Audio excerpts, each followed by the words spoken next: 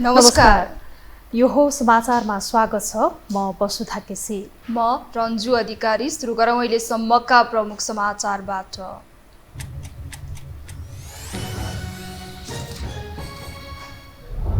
17 दिनदेखि प्रतिपक्ष एमालेद्वारा सदन अवरोध कायमै। 100 किलो सुन प्रकरणमा छानबिन समितिको माग यथावत। सिआइबीद्वारा रोहित अजुकिया सहित थप 2 पक्राउ।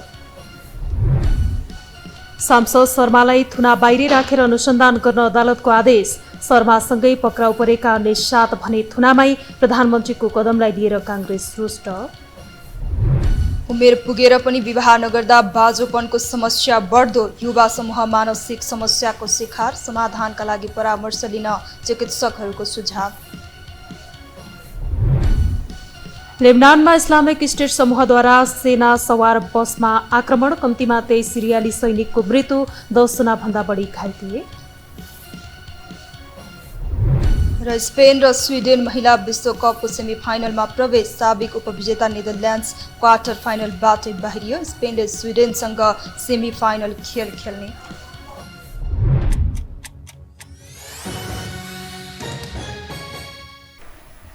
अब समाचार विस्तारमा। सामान्य संसदको मुख्य कार्य भनेको संविधान अधीनस्थ रहेर मुलुकलाई आवश्यक कानुन तथा नीतिहरूको निर्माणको माध्यमद्वारा मुलुकलाई नेतृत्व गर्नु हो। तर यहाँ केवल स्वार्थपूर्ति र सौदाबाजी मात्र प्राथमिकतामा पर्दा पछिल्लो 16 दिनदेखि सदन बन्द बनिरहेको छ। एक रिपोर्ट।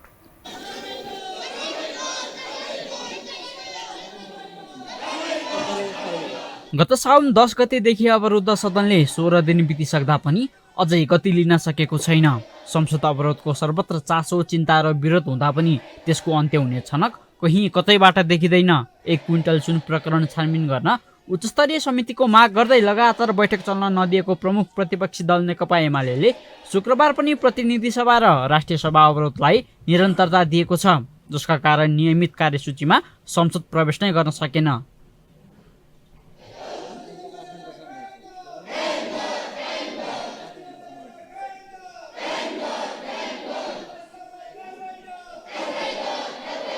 शुक्रबार बिहान बसेको राष्ट्रिय सभा बैठक अवरोध हुनुअघि सांसदहरूले आकस्मिक समयमा आफ्ना भनाइहरू राखेका थिए। निरन्तर एमाले गरेको अवरोधबाट जनजीविकाको विषय ओझेलमा पर्दै गर्दा सरकारमा हुँदा विघटन गर्ने र प्रतिपक्षमा हुँदा अवरोध गर्ने एमालेको शैलीले जनतामाथि घात गरेको सत्तापक्षका सांसदले आरोप लगाएका छन्।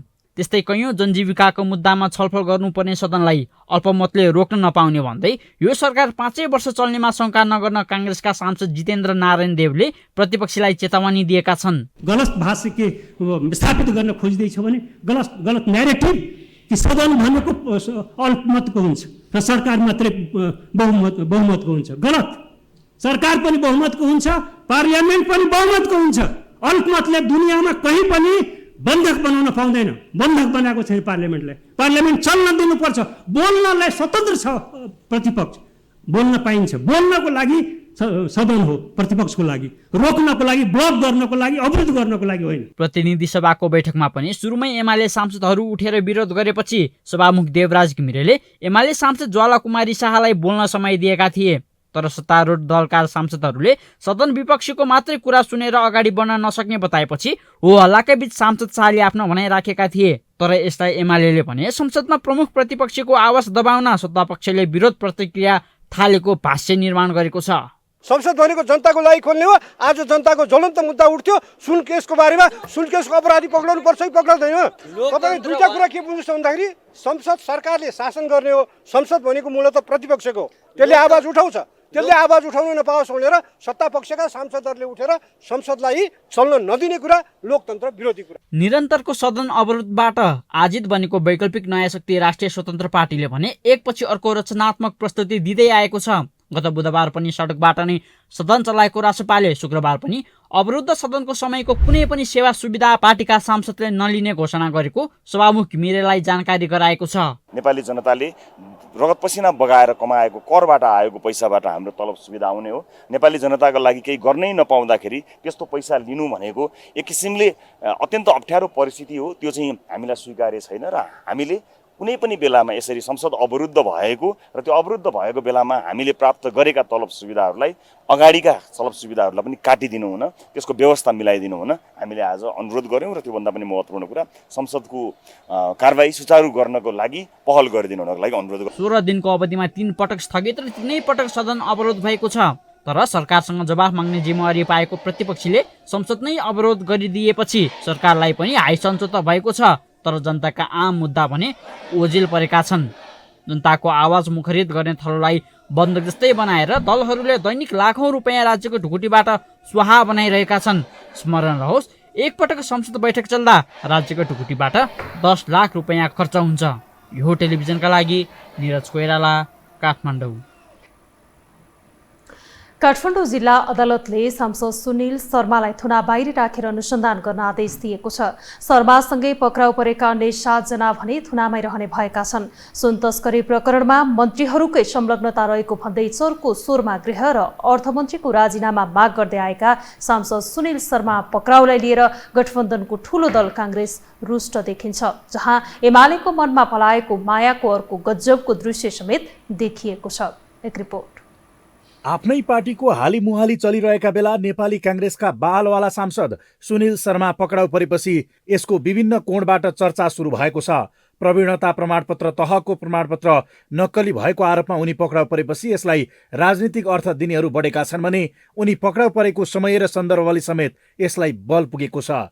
यद्यपि मोरङ निर्वाचन क्षेत्र नम्बर 3बाट निर्वाचित उनको नाम यसअघि पनि नक्कली डाक्टर विरुद्ध सिआइबीले चलाएको अपरेसन क्वाकमै समेत परेको थियो। तर त्यसबेला राजनीतिक पहुँचका भरमा उन्मुक्ति पाएको आरोप खेप्दै आएका उनी जापान फरार भएका थिए।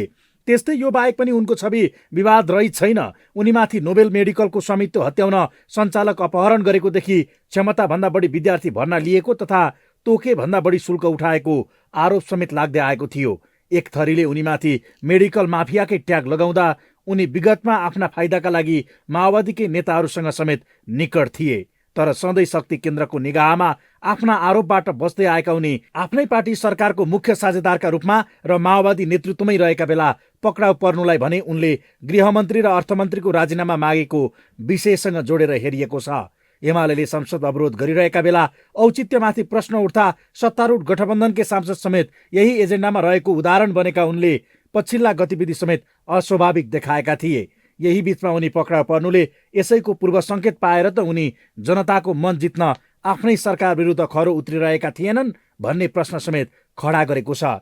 जहाँ आफ्नै गुटका नेताहरू समेत माफिया बोकेको आक्षेप लाग्ने भन्दै प्रतिक्रिया दिन डराइरहेका बेला प्रतिपक्षी दल एमालेले नै उनको पक्राउमाथि आपत्ति जनाउनुले समेत उनको पक्राउमा राजनीतिक कारण नै मुख्य आधार भएको प्रष्ट हुन थालेको छ।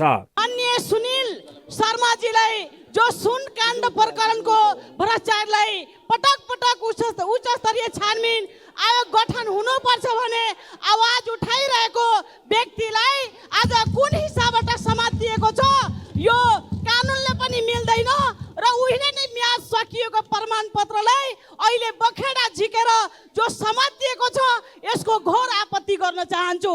हुन त उनी यो सरकारमा मन्त्री बन्न चाहन्थे, तर आफ्नो गुटका नेता तथा गडफादर जस्तै देखिएका शेखर कोइरालाले नै उनको नाम सिफारिस गरिदिएनन्। त्यहीबाट आक्रोशित उनी सुन प्रकरणलाई राम्रो मसलाका रूपमा प्रयोग गर्ने दाउमा देखिन्थे, जसको निशानामा गृह र अर्थमन्त्री परेपछि डाक्टर प्रकाश शरण महतले नै सभापति देउवालाई शर्मालाई साइजमा ल्याउनु पर्ने बताएका थिए। जहाँ उनको विवादित विगत र भ्रष्टाचार एवं अनियमितता गर्नेलाई पक्राउ गर्दा विरोध गरे, आफै त्यसको शिकार बन्ने अवस्थामा कांग्रेस रहेपछि गृहमन्त्रीले पनि यसमा अग्रसरता लिए। शर्माको शैक्षिक प्रमाणपत्र किर्ते भएको कसुरमा अनुसन्धान गर्नुपर्ने भएकाले पक्राउ गरिएको भनेर सिआइबीले बताइरहँदा बोर्डको पत्र नै 1 वर्ष पुरानो हुनुले समेत उनी पक्राउ पर्नु राजनीतिक कारण भएको अझ प्रष्ट देखिन्छ।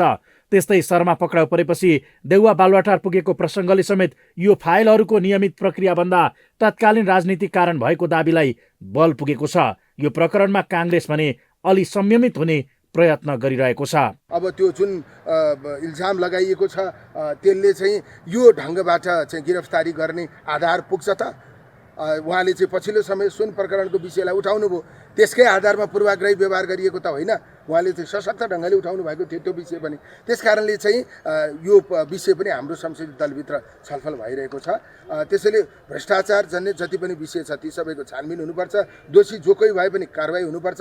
त्यसमा कहीँ कतै पूर्वाग्रह राखिएको देखियो भने त्यसले गम्भीर दुर्घटना निम्ति। हुन त शर्मा पक्राउले काङ्ग्रेसका लागि सुनिल शर्माकी सरकार भन्ने परिस्थिति सिर्जना हुँदा देउवाकै इसारा बिना उनी पक्राउ परे भन्नेमा विश्वास गर्ने ठाउँ समेत छैन।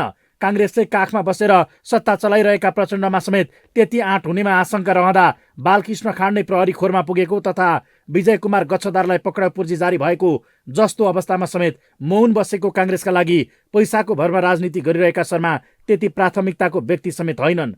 तर यसले नयाँ समीकरणको आशाको दियो बालेर बसेको एमालेलाई केही उत्साह दिँदा पछिल्ला औचित्यहीन कदमलाई पुष्टि गर्ने आधार समेत बनेको छ। तर आफ्ना लागि केही बोली दिए कृतज्ञ हुन सक्ने शर्माले पनि आफू राजनीतिक प्रयोगको भाँडो बन्दैछु भन्ने बुझ्न भने जरुरी छ। यो हो टेलिभिजनका लागि कुलचन्द्र विष्ट, काठमाडौँ।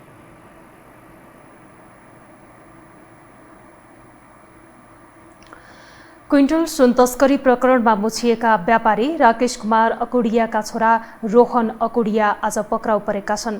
अकोडियालाई आज त्रिभुवन अन्तर्राष्ट्रिय विमानस्थलबाट अध्यागमन कार्यालयले पक्राउ गरेको हो। अध्यागमनले उनलाई राजस्व अनुसन्धान विभागको जिम्मा लगाएको छ। उनी भारतीय राहदानी प्रयोग गरेर इन्डिगो जहाजबाट नेपाल आएका थिए। उनको पटक पटकको यात्रा सुन तस्करीमै जोडिएको आशंका अनुसन्धानमा संलग्न निकायले गरेका छन्। क्विन्टल सुन तस्करी प्रकरणमा संलग्न 2 चिनिया नागरिक पनि आज नै त्रिभुवन अन्तर्राष्ट्रिय विमानस्थलबाट पक्राउ परेका थिए।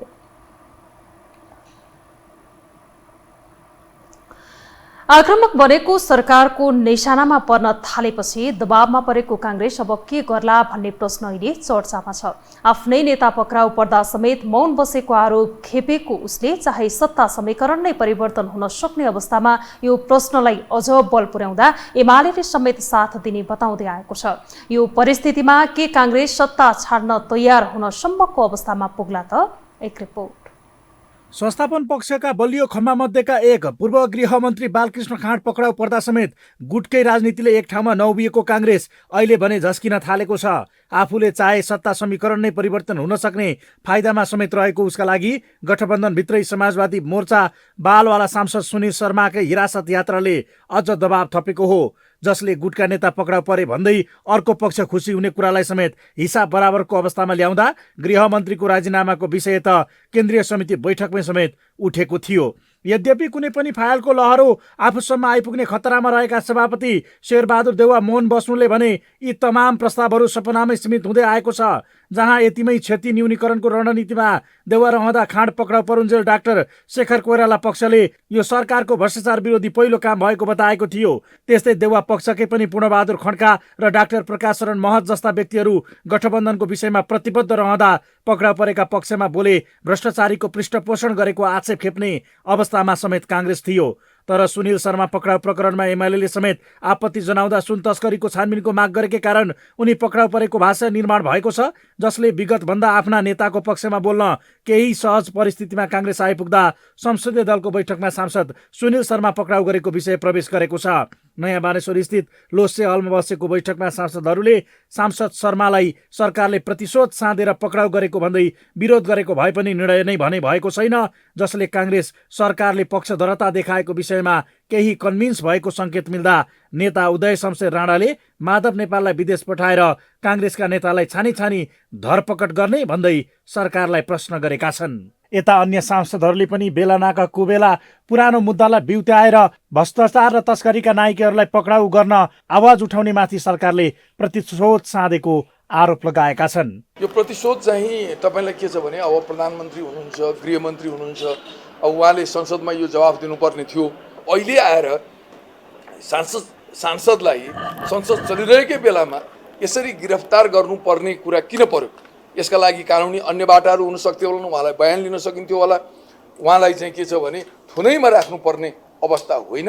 यो चाहिँ प्रतिशोधको भावले काम गरियो भन्ने यो चाहिँ बुझाइ हामी सांसद सदस्यहरूको रह्यो। यता एमाले भने विगतबाटै काङ्ग्रेसकै कारण नयाँ समीकरणको आधार तय नभएको बताउँदै आएको छ। माओवादी अघि च्याह गर्न नसक्ने अवस्थामा काङ्ग्रेस पुगेको बताउँदै आएको एमाले साथ दिन आफू तयार भए पनि परिस्थिति परिपक्व नभएको तर्क गर्ने गरेको थियो। तर काङ्ग्रेस झस्किएको दृश्यले नयाँ विकल्पका लागि वातावरण अलि परिपक्व बन्न थालेको त होइन भन्ने शङ्का जन्माएको छ भने एमालेमा आशाको बीजारोपण भएको छ। त्यस्तै माधव नेपाल र उपेन्द्र यादव समेत सरकारको आगामी कदमको शिकार बन्ने अवस्था देखिँदा समाजवादी मोर्चाका नाममा होल भएको शक्ति समेत छिन्न भिन्न हुन सक्ने परिस्थितिको सङ्केत देखिन थालेको छ। जहाँ सरकार अल्पमतमा रहे पनि 1 महिने अवधिमा 70 पार्न सक्ने खतराले केही जोखिम कायम भए पनि कसैका लागि आफ्ना नेताको जेल यात्राको दृश्य हेर्न नसकिनेमै काङ्ग्रेसको ठुलो हिस्सा देखिने सम्भावना बढेको छ। फलत नयाँ समीकरणको वातावरण तय हुन सक्ने एमालेको आशामा समेत बारम्बार हुँदै आएको तुषारापात अब नहुने विश्लेषण सुरु भएको हो। तर काङ्ग्रेसकै पुराना नेता तथा पूर्व मन्त्री विनय चन्द भने त्यो सम्भावना नरहेको बताउँछन्। सत्ताका लागि जे सुकै गर्ने प्रवृत्ति बढेको बताउने चन्द आफू प्रधानमन्त्री हुने सुनिश्चितता नभई देउवाले जतिसुकै नेता कार्यकर्ता जेल गए पनि नयाँ कदम नचाल्ने तर्क गर्छन्। यो जो व्यवसायीकरण राजनीतिको भयो नि, राजनीतिलाई जो उद्योग बनाइयो नि, व्यापार बनाइयो नि, हो त्यसले बिगाडेको छ कि त्यसले यो सम्भावनाहरूलाई पनि बिगाडेको छ। त्यसले के छ भने जस्तै एमाले र काङ्ग्रेस मिल्न थाले भने दुवैका भित्र एउटा के हुन्छ भने यो पदहरूमा हामी कति बस्ने, म प्रधानमन्त्री कति बस्ने, को अगाडि बस्ने को पछाडि बस्ने, त्यहाँनिर हुन्छ के। यद्यपि देउवासँग दूरी बढेपछि राष्ट्रपतिको साथ खोज्न शीतल निवास पुगेका प्रचण्ड पछिल्लो समय गठबन्धनभित्र एक्लिएका मात्र छैनन् कि सत्ता टिकाउने सकसमा देखिन थालेका छन्। त्यस्तै देउवा पत्नी आर्जु राणाले समेत देश आफू बाहेक अरूलाई सिद्ध्याउने पाकिस्तानी मोडलमा गएको भन्दै रोष प्रकट गर्न थालेकी छन्। यता सधैँ दोहोरो रणनीतिमा रहने एमाले गठबन्धन टुटाउन जसलाई पनि बोक्न सकिने खालको सङ्केत समेत गरिरहेको छ। यो परिस्थितिमा अध्यक्ष केपी शर्मा ओलीको सङ्केतमा देउवाले विश्वास गर्ने आधार भेटे अब प्रधानमन्त्री आफ्नै भागमा आउने फाइदालाई उपयोग नगर्लान् भन्न सकिँदैन।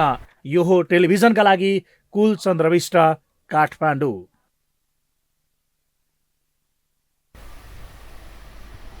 अब बाँकी समाचार। सत्ता साझेदार जनता समाजवादी पार्टी नेपाल जसपाले सरकार र गौर हत्याकाण्डका पीडित पक्षबीच गरिएको सम्झौताप्रति आपत्ति जनाएको छ। जसपाले आज सिंहदरबार स्थित पार्टी संसदीय दलको कार्यालयमा पत्रकार सम्मेलन गरी आफ्नो पार्टी र निर्दोष नागरिकहरूलाई फसाउने गरी सो सम्झौता भएको भन्दै आपत्ति जनाएको हो। आफ्नो पार्टी र 130 जना भन्दा बढी नागरिकलाई फसाउने गरी गरिएको सो सम्झौताप्रति खेद व्यक्त गरिएको पार्टीका प्रवक्ता मनिष कुमार सुमनले जानकारी दिनुभयो। उहाँले सो सम्झौताको विषयमा सरकारले पुनर्विचार नगरे सरकारबाट बाहिरिन सक्ने चेतावनी समेत दिनुभयो। हैन, जनता समाजवादी पार्टी डराएको पनि छैन। तर यो मुद्दाको उठान जसरी गरिएको छ, अचानक 23 गते एउटा सम्झौता गरेर जसरी हामीलाई फसाउने अथवा जनता समाजवादी पार्टीका नेता मात्र होइन कि त्यहाँ तपाईलाई 130 जना भन्दा बढीको नाम छ, तिनीहरूलाई फसाउने जुन दुष्प्रयास गरिँदैछ त्यो प्रति हामी खेद प्रकट गरेका छौँ। जहाँसम्म प्रहरीले गरेको अनुसन्धानको तपाईँले आधार भन्नुभयो, प्रहरीले गरेको भन्दा पनि उच्चस्तरीय प्रकारको अनुसन्धानहरू भएको छ। त्यो भनेको ONSCHR-ले गरिसकेको, राष्ट्रिय मानवाधिकार आयोगले गरिसकेको प्रतिवेदन, खिलराज रेग्मी नेतृत्वको, तपाईँलाई हरिप्रसाद घिमिरे नेतृत्वजीको यी सबै समितिहरूको प्रतिवेदनहरूलाई गोप्य राखेर सरकारले बदनियतपूर्ण व्यवहार गर्दैछ भन्ने हाम्रो ठम्याइ छ। जसपाले सो हत्याकाण्डमा तत्कालीन माओवादी केन्द्र र त्यसका नेता प्रभु शाह मुख्य दोषी रहेको आरोप लगाउँदै आएको छ। गौर हत्याकाण्ड घटनाको छानबिन गर्न सरकार र पीडित पक्षबीच सहमति भएसँगै राष्ट्रिय राजनीति तरङ्गित छ। घटना भएको 17 वर्षपछि फाइल खोल्न सहमति भएपछि पार्टी अध्यक्षले मुछिने डरमा सत्तारूढ दल जसपा झस्किएको छ। एक रिपोर्ट। गौर हत्याकाण्ड भएको 17 वर्ष बित्यो। 2063 चैत्र 7 गते रौतहटको गौर नगरपालिका 5 राइस मिल्सको चौर सभामा तत्कालीन मधेसी जनअधिकार फोरम र माओवादी निकट मधेसी राष्ट्रिय मुक्ति मोर्चाको द्वन्द्वमा 27 जना माओवादी कार्यकर्ताको निर्मम ढंगले हत्या भएको थियो। गौर हत्याकाण्ड हुँदा हालका जसपा अध्यक्ष उपेन्द्र यादव मधेस आन्दोलनको नेतृत्व गर्दै तत्कालीन मधेसी जनअधिकार फोरमका केन्द्रीय अध्यक्ष थिए। यादवकै निर्देशनमा फोरम कार्यकर्ताले माओवादी कार्यकर्ताको निर्मम हत्या गरेको दावी तत्कालीन माओवादीले गरेको थियो। मधेसमा आन्दोलन उरालेर निर्मम तरिकाले हत्या गरेको भन्दै मृतकका परिवारले त्यतिबेलै उपेन्द्र विरुद्ध किटारी जाहेरी दिएका थिए। गौर हत्याकाण्डपछि संविधान सभा चुनाव भयो, माओवादीको नेतृत्वमा सरकार बन्यो। त्यसै तापनि माओवादी पटक पटक सत्ताको वरिपरि छ। सत्ताको चास्नीमा रमाएर माओवादीले गौर हत्याकाण्डलाई बिर्सिएपछि पीडितहरूले अहिले निर्णायक तहको आन्दोलन चर्काए। फलत सरकार गौर हत्याकाण्ड छानबिन गर्न तयार भएको छ। मंगलबार सरकार र गौर हत्याकाण्ड पीडित संघर्ष समितिबीच 5 बुँदामा छानबिन गर्ने सहमति भएको छ। सरकारले 17 वर्ष अघि भएको पुरानो घटनाको फाइल खोल्ने सहमति गरेपछि जनता समाजवादी पार्टी झस्किएको छ। यसले मधेसवादी दलका नेताहरूको निन्द छिनिएको छ। घटनाको अनुसन्धान सुरुकै जाहेरीका आधारमा गर्ने सहमति गरे लगत्तै जसपाभित्र हलचल मचिएको छ। उपेन्द्रले पार्टीभित्र गहन छलफल, सत्तारूढ दलका शीर्ष नेताहरू भेटेर असन्तुष्टि जनाउने, फकाउने, प्रधानमन्त्रीलाई सम्झाउनेदेखि गठबन्धन छोड्नेसम्मको धम्की दिएका छन्। यद्यपि सरकारले फाइल खोल्ने नै संकेत गरेपछि तर्सिएको जसपाले विगतमा भएका अनुसन्धान सार्वजनिक गर्नुपर्ने, संसदीय समिति नै गठन गरेर घटनाको अनुसन्धान गर्नुपर्ने माग गरेको छ। त्यत्रो समिति र आयोगहरूलाई नचिन्ने सरकारले अचानक त्यो के भन्छ पीडित भनेर चिनेर यो प्रकारको जुन सम्झौता गरेको छ त्यो प्रति जनता समाजवादी पार्टीलाई उद्वेग लागेको छ, आश्चर्य लागेको छ। हाम्रो भनाइ अब के छ भने हामी राजनीतिक व्यक्ति छौँ, डर त्रास त केही छैन, जे पर्ला देखा जाला, तर जे सत्य छ त्यो बोल्न खोजेको मात्र हो। हामी साँच्चै त्यसलाई कसैले प्रकाशमा ल्याउन चाहेको छ भने, सत्य तथ्य तपाईँलाई प्रकाशित गर्न खोजेको छ भने, पीडितलाई न्याय दिलाउन खोजेको छ भने, त्यो घटनाको बारेमा आज फेरि अनुसन्धान गर्न खोजेको छ भने अब उच्च स्तरीय संसदीय समिति निर्माण हुनुपर्दछ, न कि अन्य तरिकाबाट यसको छानबिन कहीँ पुर्याउँदैन। गौर हत्याकाण्डको अनुसन्धान प्रधानमन्त्री प्रचण्डका लागि यो पटक थप सहज छ। पहिलो तत्कालीन माओवादी नेता प्रभु शाह पार्टी बाहिर छन्। जसपा अध्यक्ष उपेन्द्र यादवलाई जोगाउन प्रचण्ड कति लाग्छन् भन्ने बाहेक अन्य चुनौती खासै छैन। एकपछि अर्को ठूला भ्रष्टाचार प्रकरणमा आक्रामक बनेको माओवादी नेतृत्व वारपार गरेरै छाड्ने मनस्थितिमा छन्। अपराधीहरू दण्डित हुनुपर्छ, अपराधी को थिए त्यो बेला भन्ने विषयमा त फेरि अनुसन्धानमा नगइकन थाहा हुँदैन। किनभने त्यसलाई कुनै पार्टीप्रति लक्षित होइन, त्यो एउटा घटना हो होइन। घटना उहाँहरूका आफन्तहरूले घेरा कसे आन्दोलन गरिराख्नु भएको थियो। त्यसपछि नेपाल सरकार तर्फबाट सहमति 5 बुँदे सहमति गरेर होइन न्यूनतम त उहाँहरूलाई पनि अनुसन्धान दायरामा ल्याउने, कानुनको दायरामा ल्याउने, दण्डित गर्ने भन्ने जो प्रतिबद्धता जारी गरेको त्यो जायज पनि छ। त्यहाँ न्याय सम्पादन गर्नै पर्छ। त्यहाँ सधैँ अपराधी र क्रूर घटना हो, जसले गरे भए पनि त्यहाँ समझौता गर्न सक्ने। पटक पटक नेतृत्वमा पुगेर पनि माओवादीले गौण बनाएको गौर हत्याकाण्ड प्रकरणको छानबिनमा प्रचण्ड सरकारले कति मन लगाउँछ भन्ने पर्ख र हेरको अवस्था छ। नेपाली समाजमा 12 वर्षमा खोला पनि फर्किन्छ भन्ने कथन छ। अहिले गौर हत्याकाण्डका पीडितहरूले 12 वर्षमा नपाएको न्याय 17 वर्षमा पाउलान्। अर्थात् ऊ बेला उमेरमा तराईमा आन्दोलनको नाममा आगो बालेका उपेन्द्र यो प्रकरणमा दोषी ठहरिए, जेल जालन्। यसको लागि अब अनुसन्धान कुर्नुको विकल्प छैन। तर निर्मम ढंगले आन्दोलनका नाममा दिनदहादै हत्या गरिएको पीडितका परिवारलाई राज्यले न्यायको प्रत्याभूत गराओस्। सत्ता, शक्ति र राजनीतिको आडमा दोषी नउम्किउन्, निर्दोष नपरुन्। यो हो टेलिभिजनका लागि क्यामेरामा शिर श्रेष्ठका साथमा निम्लेकी शेर्पा, काठमाडौँ। प्रधानमन्त्री पुष्पकमल दाहाल प्रचण्डले मन्त्री परिषदबाट शिक्षा ऐन पारित गर्ने क्रममा नक्कली पाएपछि सच्याउन लगेको बताउनु भएको छ। आज स्वास्थ्य तथा जनसङ्ख्या मन्त्री मोहन बहादुर बस्नेत मन्त्री बनेको 100 दिन पूरा भएको अवसरमा आयोजित कार्यक्रमलाई सम्बोधन गर्दै उहाँले नक्कली शिक्षा ऐन मन्त्री परिषदमा फेला परेपछि त्यसलाई सच्याएर मात्रै संसदमा पेश गर्ने तयारी गरिरहेको बताउनु भयो। उहाँले केही नीतिगत सुधार गरेर नर्सिङ सेवामा देखा परेका चुनौती सामना गर्न सरकार लागि परेको बताउनु भयो। उहाँले नयाँ संकल्पसहित, नयाँ प्रतिबद्धतासहित सामाजिक न्याय, सुशासन र समृद्धिको यात्रामा आफू रहेको भन्दै स्वास्थ्य, शिक्षा र जनतालाई सेवा प्रदान गर्ने कुरामा ध्यान केन्द्रित रहेको बताउनु भयो। यो हाम्रो लागि साँच्चै एउटा अग्नि परीक्षा जस्तो मैले महसुस गरेको छु र केही नीतिगत सुधार गरेर नर्सिङ सेवामा देखा परेका चुनौती सामना गर्ने मैले आफैले एउटा नयाँ सङ्कल्प लिएको छु। क्षेत्रमा नेपालका नर्सहरू अर्को देशमा गएर तालिम लिने, पढ्ने र त्यतैबाट अङ्क जाने जो परिस्थिति बनेको छ, हामी सबै स्वास्थ्य क्षेत्रमा काम गर्ने मन्त्रालयदेखि सरकारदेखि हामी सबैको लागि पनि यो एउटा ठुलो प्रश्न बनेको छ। प्रधानमन्त्री प्रचण्डले नेपाली नर्सहरू विदेश पलायन हुने परिस्थितिलाई रोक्न सरकार लागि परेको पनि बताउनुभयो। हामीसँग समाचार बाँकी नै छन्, अहिलेलाई विश्राम।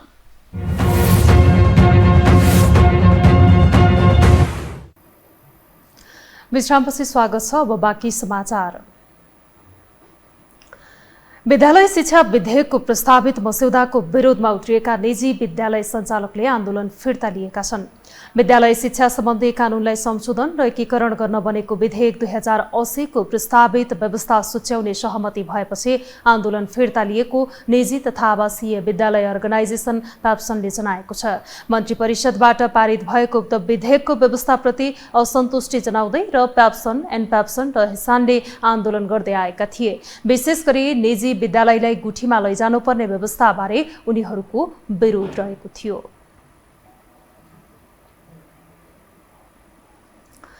काठमाडौँ र भक्तपुरबाट 52,75,000 नक्कली नोटसहित 9 जना पक्राउ परेका छन्।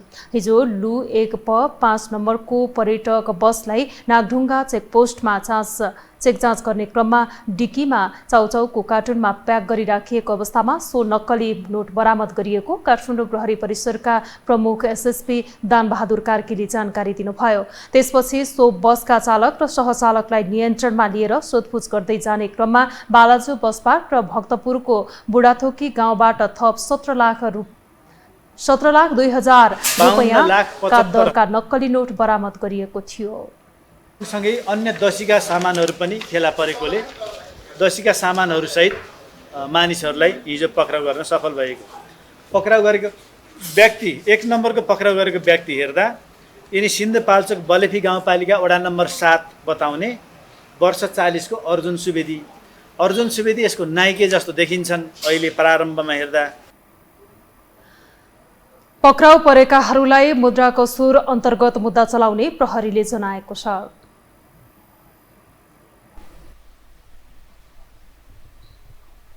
अब बाँकी समाचार। ग्रामीण तहमा बाजोपनको समस्या बढ्दै गएको भन्दै चिकित्सकहरूले चिन्ता व्यक्त गरेका छन्। पछिल्लो केही वर्ष यता युवाहरू विदेश जाने क्रम बढेको र उमेर पुगेर पनि विवाह नगर्दा बाजोपनको समस्या बढ्दै गएको चिकित्सकहरू बताउँछन्। एक रिपोर्ट। पछिल्लो समय ग्रामीण तहमा बाजोपनको समस्या बढ्दै गएको छ। केही वर्ष यता युवाहरू विदेश जाने क्रम बढेको र उमेर पुगे पनि विवाह नगर्दा बाजोपनको समस्या बढ्दै गएको भन्दै चिकित्सकहरूले चिन्ता व्यक्त गर्न थालेका छन्। बाजोपनको समस्या समाधानका लागि परामर्श दिन आवश्यक भइसकेको चिकित्सकहरूले बताएका छन्। चिकित्सकहरूका अनुसार बाजोपनले मानसिक समस्या बेकराल बन्दै गइरहेको भन्दै सचेत रहन आग्रह समेत गरेका छन्। प्रसुति तथा स्त्रीरोग विशेषज्ञ डाक्टर कृतिपाल सुवेदीले बाजोपन हुनुमा महिला र पुरुषको भूमिका समान हुने बताए। विवाह पश्चात पुरुषहरू वैदेशिक रोजगारीमा जानु पनि बाजोपनको कारण रहेको उनको भनाइ छ। खाडी मुलुकमा गएका पुरुषहरू नेपालमा फर्कँदा बच्चा नहुनुको प्रमुख कारण उच्च तापक्रमले शुक्रकीट उत्पादनमा ल्याउने ह्रास रहेको चिकित्सक बताउँछन्। 1 वर्ष वा 1 वर्ष भन्दा बढी समयसम्म श्रीमती श्रीमान अस्थायी परिवार नियोजनको साधन बिना यौन सम्पर्क गर्दा पनि सन्तान उत्पादन नभएमा त्यसलाई बाजोपान भनिने गरिन्छ। अब चाहिँ काउन्टो बाहिरको कुरा गर्नु भने चाहिँ झन् धेरै पीडित छ, किनभने बाहिर जाने एकदमै धेरै बढी छ। भिजा लागेपछि विवाह गर्ने हो, किनभने अब त्योभन्दा अगाडि जागिरको टुङ्गो छैन होइन। भिजा लाग्यो, कहाँको भिजा लाग्यो त्यो अनुसार विवाह गरे। विवाह गरेको 15 दिनमा विदेश जाने हो, 2 वर्षमा आउने हो, 2 महिनालाई आउने हो, 2 महिनामा बच्चा छैन होइन। त्यो त प्रकृतिले नै नदिएको कुरालाई त जित्नै सकिँदैन। सो उहाँहरूलाई चाहिँ मैले हामीले गर्ने भनेको काउन्सिलिङको बाटो हो र साह्रै नै एन्सियस हुनुहुन्छ भने चाहिँ कहिलेकाहीँ परिवारको अन्य सदस्य पनि ल्याउँछौँ। वंशाणुगत रोग विशेषज्ञ डाक्टर नीलम ठाकुरले बाजोपन थाहा पाउन महिला पुरुषको स्वास्थ्य जाँच गर्नुपर्ने र बाजोपनको कारण पत्ता लगाइसकेपछि मात्रै उपचार प्रक्रिया थाल्नुपर्ने बताइन्। समाजमा बाजोपन बढ्दै गएको भन्दै बाजोपन सम्बन्धी सरकारले नीति ल्याउन आवश्यक रहेको चिकित्सकहरू बताउँछन्। महिला र पुरुष दुईजनाको जाँचहरू जुन बेसिक जाँचहरू गर्छौँ हामीले महिला सम्बन्धी पाठेघर सम्बन्धी सम्पूर्ण जाँचहरू गर्छौँ। पुरुषको केसमा चाहिँ वीर्यको परीक्षण डाक्टरले भने जस्तै त्यो गरिन्छ। अनि त्यसपछि चाहिँ महिलाको अन्डा कति बन्छ त्यसको लागि केही परीक्षणहरू छ। त्यसपछि भिडियो एक्सरेहरू गरिन्छ अनि हामीले ट्रान्सभ्याजाइनल अल्ट्रासाउन्ड्सहरू गरिन्छ होइन। अनि त्यसपछि त्यसको कारण पत्ता लगाइन्छ कि बाजोपन के कारणले भा हो त रियलमा। अनि त्यो कारण पत्ता लगाइसकेपछि चाहिँ मोस्ट अफ द टाइम जति हुन्छ नि हामीले पत्ता लगाउनु पनि अलिकति गाह्रो हुन्छ। भ्रूण रोग विशेषज्ञ डाक्टर विनिता थापा निसन्तानपनको उपचार गर्न केही समय लाग्ने बताउँछिन्। उनले निसन्तान कसरी हुन्छ भनेर सुरुमा आम नागरिकमा जनचेतना जगाउन आवश्यक रहेको बताउँछिन्। निसन्तानको उपचारका लागि महिनावारीको दोस्रो दिनबाट सुरु भई 13-14 दिनसम्म स्क्रिनिङ नै गरेर राखिने गरिएको चिकित्सक बताउँछन्। निसन्तान बारे जनचेतना जगाउन आवश्यक रहेको उनीहरूको भनाइ छ। पुरुषमा चाहिँ विथ उमेर सँगसँगै जस्तो महिलामा चाहिँ हामीले बाजोपन हुने समस्या चाहिँ बढ्दै जान्छ भन्छ। पुरुषमा चाहिँ उमेरले फरक नपारे तापनि वैदेशिक रोजगारमा गएर आउनु भएकोहरूमा चाहिँ एउटा बच्चा पहिले भइसकेको अनि एउटा बच्चा भएपछि विदेश जानुभयो फर्केर आउनुभयो बच्चै नबस्ने अनि आएर हेर्दाखेरि चाहिँ एजोस्पर्मिया चाहिँ एकदमै धेरैमा देखिन्छ कि स्पेसली जो चाहिँ खाडी मुलुकमा काम गर्न जानुभएको छ उहाँहरूको काम गर्ने कन्डिसन उहाँहरूको खानपान रहनसहनहरूले पनि असर गर्ने चाहिँ होला होइन। तर एकदमै धेरैमा चाहिँ जो गएर फर्केर आउनुहुन्छ जस्तो केही वर्ष बसेर 4-5 वर्ष बसेर फर्केर आउनुभएको छ उहाँहरूमा चाहिँ एकदमै धेरै नै एजोस्पर्मिया चाहिँ अहिले देखिरहेको छ।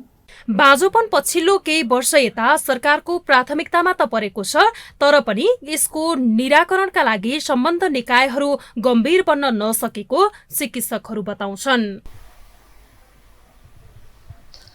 वर्षौंदेखि गाउँ ब्लक जग्गामा बसोबास गर्दै आएका सर्लाहीको हरिवन नगरपालिका वडा नम्बर 7 पत्थर कोटियाका 21 पोखर परिवारले आफ्नै नाममा जग्गाको लाल पूर्जा पाएका छन्। नापी कार्यालय सर्लाहीले आज सदरमुकाम मलङ्गवा स्थित कार्यालयमा आयोजना गरेको कार्यक्रममा उनीहरूलाई लाल पूर्जा वितरण गरेको हो। नापीको टोलीले 2024 सालको सर्वे नापीदेखि हालसम्म बसोबास गर्दै आएको गाउँ ब्लक जग्गाको नक्साङ्कन गरी र मूल व्यक्तिको नाममा लाल पूर्जा बनाएर वितरण गरिएको नापी कार्यालय सर्लाहीका प्रमुख आनन्दले बताउनु भयो। भोग चलनको आधारमा वितरण गरिएको जग्गाको कुल क्षेत्रफल 1 बिघा रहेको छ। सर्वे गरिएको लामो समय पश्चात आफ्नै नाममा लाल पूर्जा पाएर जग्गा धनी बन्न पाएकोमा स्थानीयहरू निकै हर्षित भएका छन्।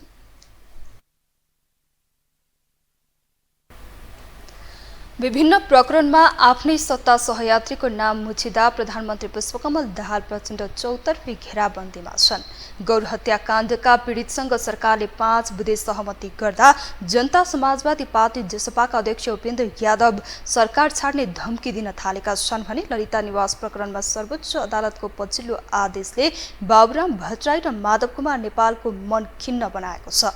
कि गर कि मरको अवस्थामा रहेका प्रधानमन्त्री प्रचण्ड भने बरु सत्ता गए जान्छ दोषीलाई कुनै हालतमा उन्मुक्ति नदिने अड्डी कसेर बसेका छन्। एक रिपोर्ट। गएको पुस 10 मा एमाले माओवादी सहित 8 दलका 179 सांसदको समर्थनमा प्रधानमन्त्रीमा नियुक्त भएका पुष्पकमल दाहाल प्रचण्डले 26 पुसमा पहिलो पटक विश्वासको मत लिँदा 268 सांसदको समर्थन पाए।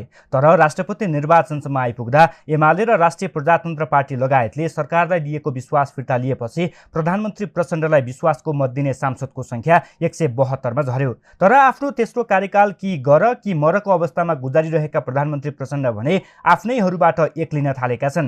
नक्कली भुटानी शरणार्थी प्रकरण, ललिता निवास जग्गा प्रकरण हुँदै गौर हत्याकाण्डको फाइल उजागर गर्दासम्म आफ्नै सत्ता सहयात्रीको मन अमिलो बन्न थालेको छ। सर्वोच्च अदालतको आदेशसँगै ललिता निवास जग्गा प्रकरणमा पूर्व प्रधानमन्त्री द्वय डाक्टर बाबुराम भट्टराई र माधव कुमार नेपालमाथि अनुसन्धान गर्ने बाटो खुलेको छ।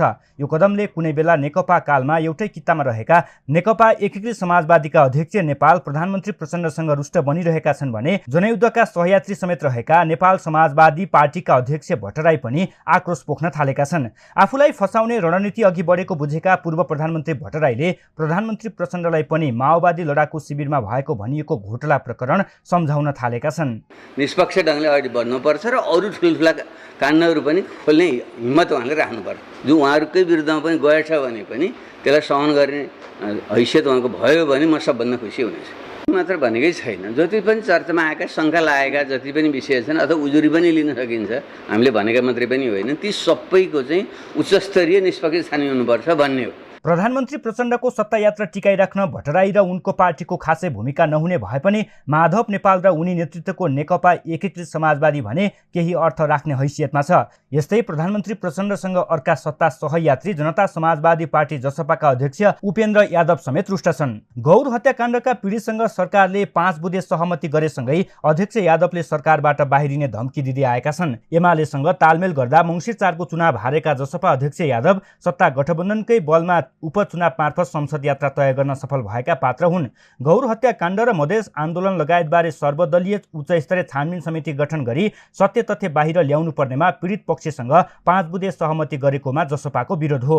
तत्कालीन माओवादी नेता प्रभु शाह सहितको हटका कारण गौर हत्याकाण्ड भएको जसपा नेता मनिष सुमन दावी गर्छन्। 2063 सालमा गौरमा तत्कालीन माओवादी र मधेसी जनअधिकार फोरमबीच भएको झडपमा 27 जनाको मृत्यु भएको थियो। सोही घटनाका पीडकलाई कारबाहीको माग गर्दै पीडितहरूले आन्दोलन गरेपछि केही दिनअघि सरकार र पीडितहरूबीच दोषीलाई कारबाही गर्ने सहमति भएको थियो।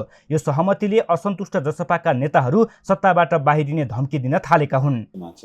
हाम्रो फलानो मुछियो सेलानो मुछियो मैले भनिसकेँ।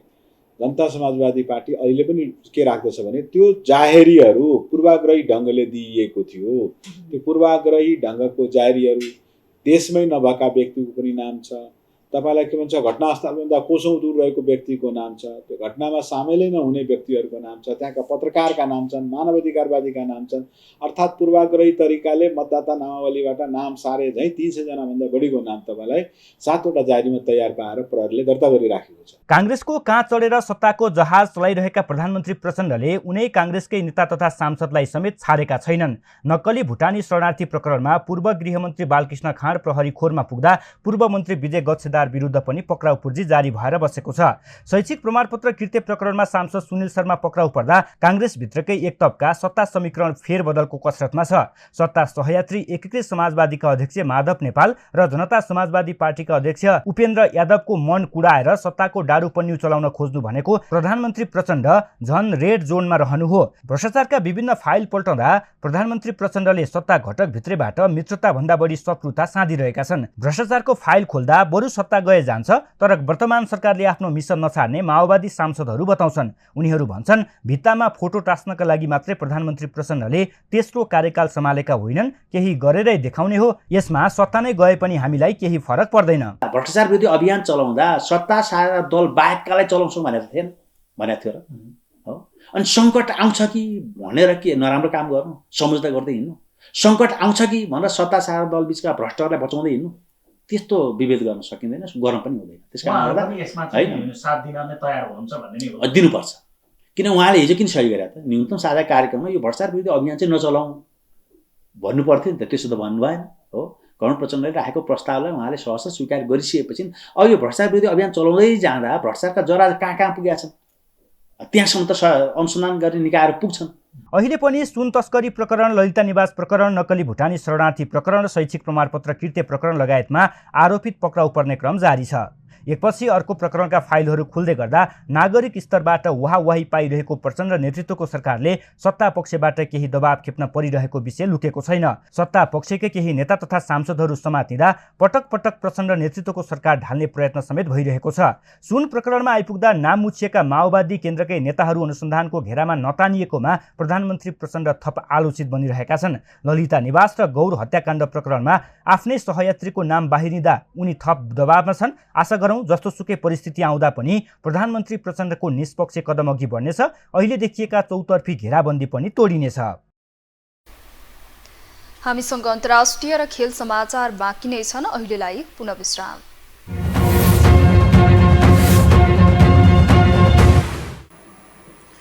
विश्रामपछि स्वागत छ। अब पालो अन्तर्राष्ट्रिय समाचारको।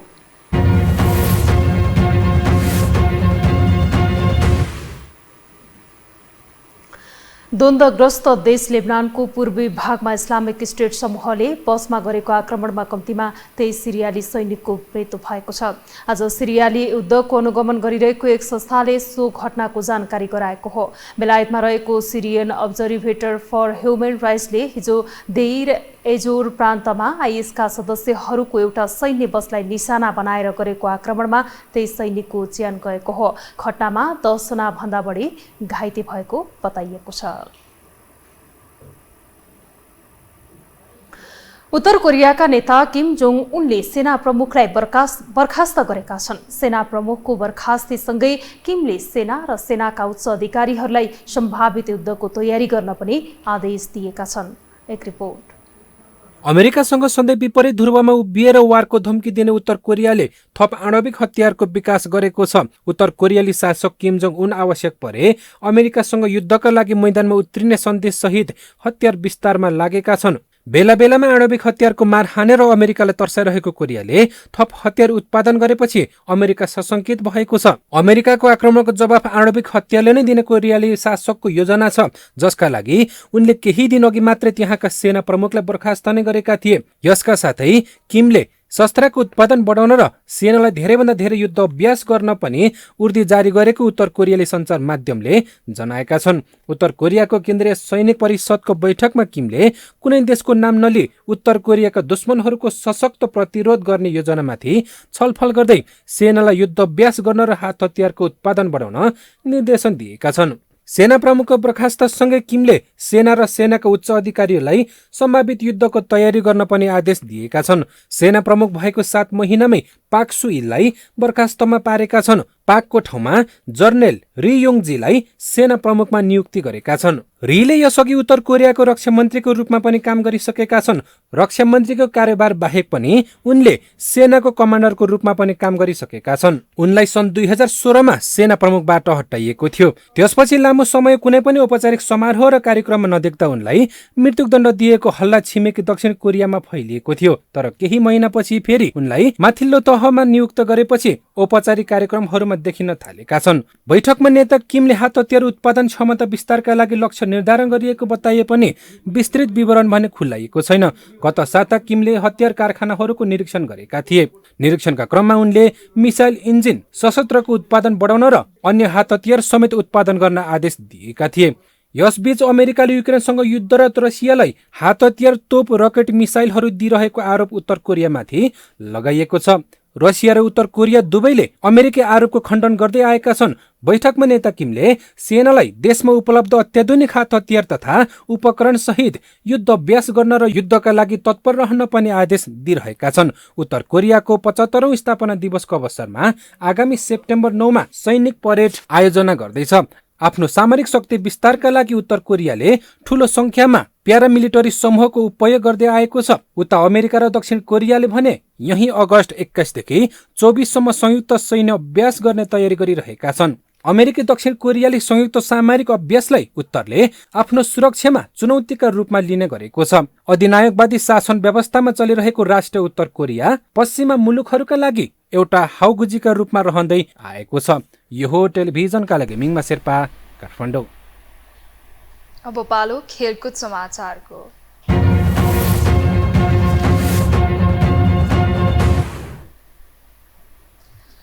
स्पेन र स्विडेन महिला विश्वकपको सेमिफाइनलमा प्रवेश गरेका छन्। आज भएको पहिलो खेलमा साबिक उपविजेता नेदरल्यान्ड्सलाई पराजित गर्दै स्पेन सेमिफाइनलमा पुगेको हो।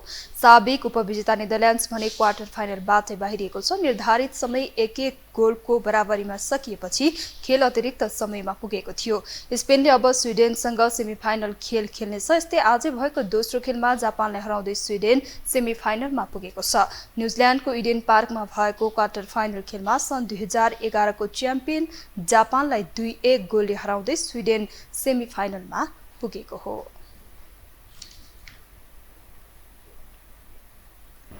खेल समाचारसँगै हामी यो समाचारको अन्त्यमा आइपुगेका छौँ। बिदा हुनु अघि प्रमुख समाचार पुनः एकपटक।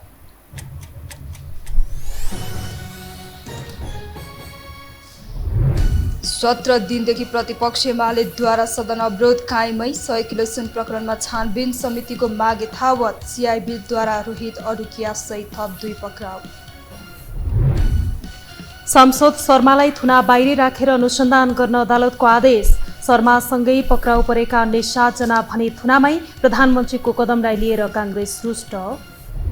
उमेर पुगेर पनि विवाह नगर्दा बाँझोपनको समस्या बढ्दो, युवा समूह मानसिक समस्याको शिकार, समाधानका लागि परामर्श लिन चिकित्सकहरूको सुझाव। लेबनानमा इस्लामिक सृष्टि समूहद्वारा सेना सवार बसमा आक्रमण, कम्तीमा 23 सिरियाली सैनिकको मृत्यु, 10 जना भन्दा बढी घाइते। र स्पेन र स्विडेन महिला विश्वकपको सेमी फाइनलमा प्रवेश, साबिक उपविजेता नेदरल्यान्ड्स क्वार्टर फाइनलबाट बाहिरियो। स्पेनले स्विडेनसँग सेमी फाइनल खेल खेल्ने।